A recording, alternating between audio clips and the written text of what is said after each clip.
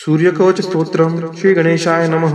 याज्ञवल्क्य उवाच शुनिष्व मुनिशार्दूल सूर्यस्य कवचं शुभम् शरीर आरोग्यदं दिव्यं सर्वसौभाग्यदायकम् दैदीप्यमानं मुकुटं स्फुरन् मकरकुण्डलं ध्यात्वा सहस्रकीर्णं स्तोत्रम् एतदुदीरयेत्। शिरो मे भास्करः पातु ललाटं मे अमितद्युतिः नेत्रे जिनमणिः पातु श्रवणे वासरेश्वरः घ्राणं धर्मघृणिः पातु वदनं वेदवाहनः जिह्वां मे मानदः पातु कण्ठं मे सुरवन्दितः स्कन्धौ प्रभाकरं पातु वक्षः पातु जनप्रियः पातु पादौ द्वादशात्मा सर्वाङ्गं सकलेश्वरः।